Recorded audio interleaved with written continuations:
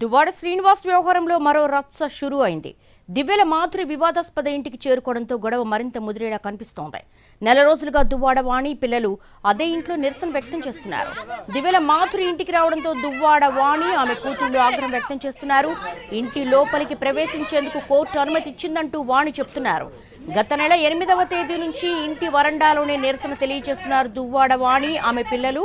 మాధురి అనే వివాహితతో దువ్వాడ శ్రీనివాస్ కలిసి నివసిస్తున్నాడని వాణి ఆరోపిస్తున్నారు.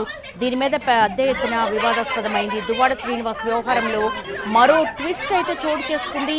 ప్రస్తుతం ఆయన ఇంటి వద్ద దివ్యల మాధురి ఇంటికి రావడంపై దువ్వాడ వాణి ఆగ్రహం వ్యక్తం చేస్తున్నారు. ఆమె అదే ఇంట్లో నెల రోజులుగా నిరసనకు దిగారు. వాణి ఆమె పిల్లలు ఇంట్లోకి ప్రవేశించేందుకు కోర్టు అనుమతి కూడా ఇచ్చిందని చెప్పేసి ఆమె వాగ్వివాదానికి దిగారు.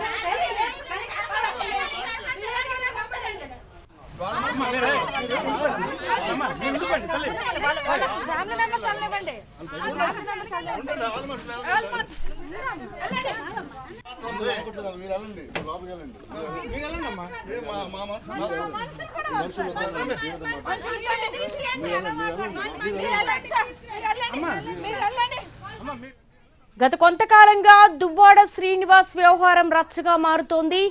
మరోవైపు దివ్యల మాధురి వివాదాస్పదమైనటువంటి ఇంటికి చేరుకున్నారు. ఈ గొడవలో చాలా కీలకంగా దివ్యల మాధురిని పేర్కొంటారు. అయితే ఈ గొడవ మరింత ముదిరేలా కనిపిస్తోంది. నెల రోజులుగా దువ్వాడ వాణి అలాగే పిల్లలు అదే ఇంట్లో నిరసన వ్యక్తం చేస్తున్నారు.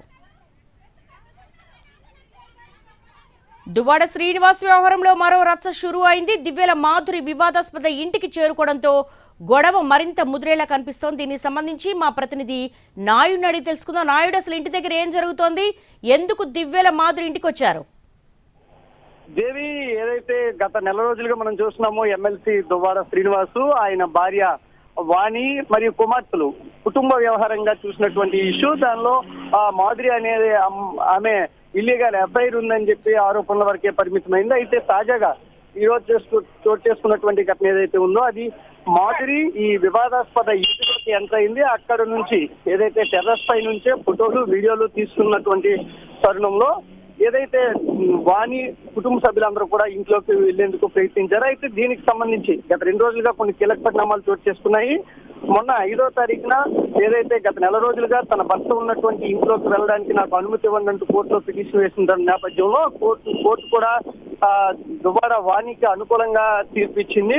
ఏదైతే పోలీస్ ఎయిడ్ తీసుకుని లోపలికి ఇంట్లోకి వెళ్లేందుకు అనుమతి ఇస్తున్నట్లు ఒక కోర్టు ఆర్డర్ అయితే ఇచ్చినటువంటి పరిస్థితి చూసాం. దేవి, నిన్న అది 5వ తారీఖున ఆ తీర్పు వచ్చిన తర్వాత నిన్న ఒక కీలక పరిణామం చోటు చేసుకుంది. నిన్న 6వ తారీఖున తన ప్రియురాలు ఎవరైతే మాధురి ఉందో ఆమె పేరున మొత్తం కొత్త ఇల్లు వివాదాస్పదమైన కేంద్ర బిందువు అయినటువంటి ఇల్లు ఏదైతే ఉందో. Right Naidu, thank you.